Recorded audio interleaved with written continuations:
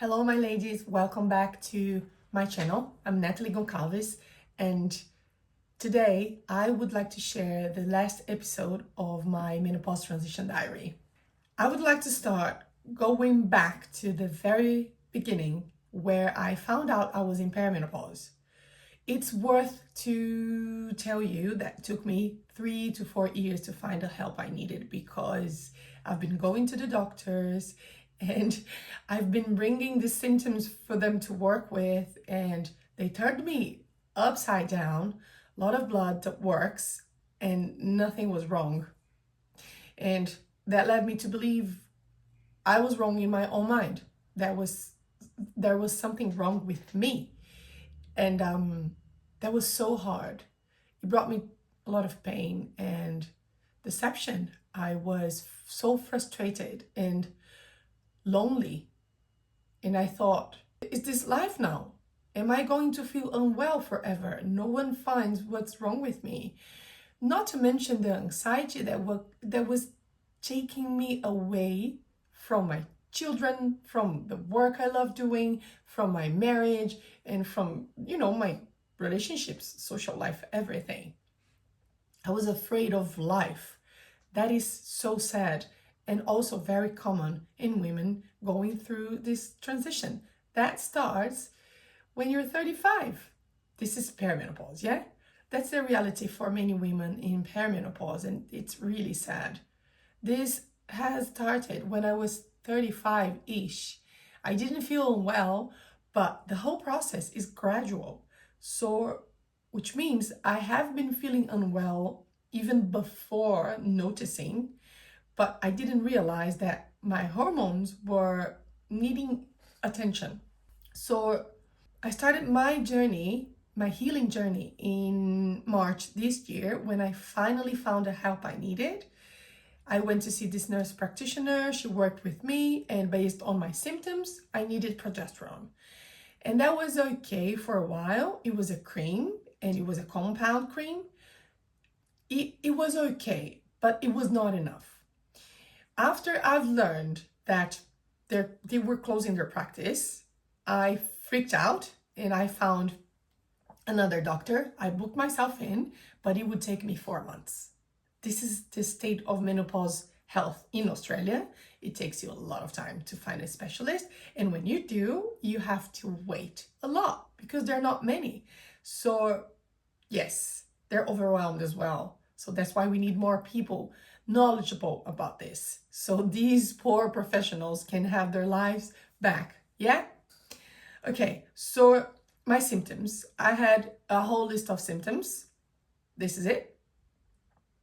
And if you want to hear more about them in detail, I recommend you to watch video 1 and 2 of this very saga because I explain in detail, and I even get a little emotional explaining the symptoms, and I'll show you the list. And you know what? The current list approved by the Medical Society in Australia, in America, is currently in 103 different symptoms correlated with this transition. So maybe you don't have these symptoms, but you have other symptoms, and they are actually not leading you to the healing because people don't know what's wrong with you. I suggest you to watch all my videos, to do a marathon, and to take advantage of all the information and the resources I provide. I talk about books, I talk about tools like self-checking, and I talk about professionals who are able to help you in more efficient way. So please watch those other videos. It's going to be really helpful, I promise. My symptoms are nearly all gone. These are such good news. It took me a while to adjust the dosage, and the acceptance of the transition took me longer than anything else. To accept that I am changing, my body is changing, and there is no going back. To accept that I am in midlife. And that means my brain is regrouping, readjusting towards the second half of my life. And it's very interesting when you study the neuroscience behind the menopause transition. It's astounding how perfect God created our female brains. And I suggest you to do the same. But if you don't have the time, keep watching the videos in this very channel, because from this experience, I have so much to share from now on. Okay, so the two symptoms, coming back to the symptoms that have not improved, was my lower back pain and the digestive problems. For that, what I'm doing is I have learned that diet, exercise, and cycling my life is going to help me with any other symptoms that I might be experiencing in the future, because the transition continues, yeah, and I will be experiencing more symptoms in the future. Although my hormones now are under control because I'm doing progesterone and testosterone, hormonal replacement therapy. So these are balanced, and that makes the stress levels in my body lower, and then I can work better with anything that comes in my way.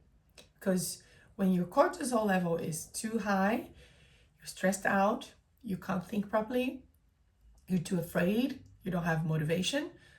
By balancing your hormones, all of that gets improved. So that's very important to say. Yes, so I'm learning to fast, to eat, to exercise like a girl should. And I have a lot of resources to share, like Dr. Mindy Pels, and I've mentioned her in the previous video. I suggest you go and have a look at her work. And Dr. Mary Claire Haver, she's an amazing doctor. She knows everything about menopause and nutrition. It goes hand to hand. I'm sorry to break it to you. You're gonna have to change your diet if you want to improve for your second half of the life. And last but not least, cycling your life. That was a mind-blowing for me, because it brought me this acute awareness of everything in a woman's life should be cyclic, because we are cyclic beings. In our menstruation cycle, we have 4 different phases, and we just ignore them. And they are real. If you think I am exaggerating, remind yourself of the times you needed more chocolate or more cuddles or be left alone. These are your hormones yelling at you for something. You know, progesterone makes you feel like you need cuddling and chocolate. This is it. So depending on the stage of the cycle we are at is the way we should live and make choices. Hormones, they cloud our judgment. And in order to make better choices for us as women, we need to track our cycles and to understand what having a cycle means. And I'm not talking about your period. I'm talking the 28 days of the cycle, where you menstruate, you have your estrogen levels up, you have them down, you have ovulation, you stop ovulating, you have progesterone up, you have progesterone down, you have a little peak of testosterone, and that all changes your need, your behavior, your thoughts, your relationships, your choices, your judgment. So I suggest you kindly and firmly, please track your cycle. Know yourself. You are a cyclic being, if I can put it this way. Yeah? Right. Okay. That brings me to my next point. I have changed my life knowing that I am a cyclic person, because what the perimenopause journey taught me was to slow down, to push the brakes, to stay, and to commit to myself, to commit to my health, to commit to my well-being, because I needed it. It was a matter of survival. And I didn't know that. I didn't know I should pay attention to my needs. I didn't know I should wake up in the morning and first of all, know where I was at in my cycle. And second of all, ask myself, what do you need, body? What do you need, honey? Querida, which means darling, what do you need today? Do you need to go harder on your work? You need to go harder on your fasting? Do you need to stay home? Do you need to eat more chocolate? Do you need that glass of wine? Do you need your friends around you? Do you need to be left alone? And when we link this to the cycle, it's wonderful because you get to know what you need in the deepest level. And that made me to commit to myself, to put my health in the first place, to make choices based on this reality, to learn self-respect. That has changed everything. And also the acceptance I was telling you before, that helped me to realize the rhythm of life now has to go down. I don't need to be running anymore. I need to take time to pay attention to me and my needs. That is the only way I found to be kind to myself. The much needed kindness that we all women are hardwired to. Our brains, they crave kindness. They crave connection. They crave compassion. Please listen to yourself. I promise you, you're gonna experience life in a whole new light. It's unbelievable, really. My next point is dive deep into self-knowledge. Look, I have done therapy for many years, and no one ever asked me, oh, I have done therapy with different approaches of therapy, different therapists. Yeah? They have never asked me anything about my cycles, anything at all about how I was feeling on the day, or maybe where I was at in my cycle, or how was my health, which is critical for mental health. This whole thing, it's so unbelievable for me, because as a therapist, during my training, I have learned nothing about how the female brains work, and the men's, of course, but how the hormonal reality in a woman drives her so much. It changes her needs, her desires, her mindset, her judgment, her choices. And for a woman's therapist, this is huge. How did I not know that?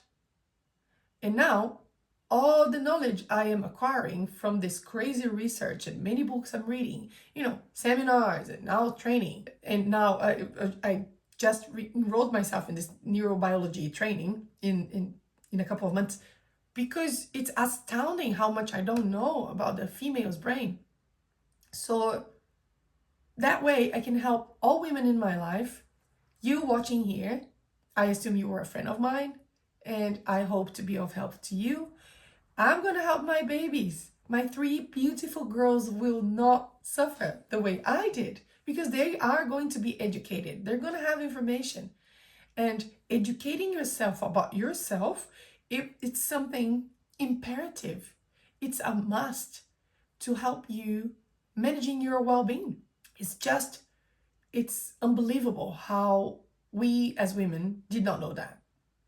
That brings me to the next point, which is medicine, mainstream medicine was not designed for women, unfortunately. And from my narrow research, I'm not very knowledgeable of the whys, but I've read that the reason for that is they were trying to protect us, protect our uterus, protect, our future children. They thought we were more delicate because, the brain of a woman and a man is different, and our brain is smaller, which means in the past, people used to think we were more delicate and less intelligent. And that's not true. We are different, that's all. And now that I have this knowledge, I can ask questions everywhere I go now. When I go to my physiotherapist, I'm going to ask him questions. When I go to my dentist, I'm going to ask her questions. Even to my supervisor, my clinical supervisor, she's a woman. She did not know this. And as I share with her in my sessions, she's marveled because now she knows many things about herself as well. And she's been a counselor for maybe 10 to, 15 years. She didn't know her clients would be under the influence of how their hormones work. That's huge, especially for mental health. The impacts, the implications on mental health. When we are in perimenopause, it's so huge, it's so big, it's so great. Many women struggling with anxiety and depression are actually in the menopause transition, receiving the wrong treatment, receiving SSRIs, and not being looked after properly. And that has to change. And the hope I fed to keep going with these videos was based on this reality. We need to talk about it. We need. And the validation I needed from my doctors, I never had. I had to validate myself. And I'm doing the same here for you. I am validating you. And hopefully, if you watch the other videos, or if you take this video as something that, makes sense to you, you're going to research, you're not going to be passive anymore, and you're going to validate yourself.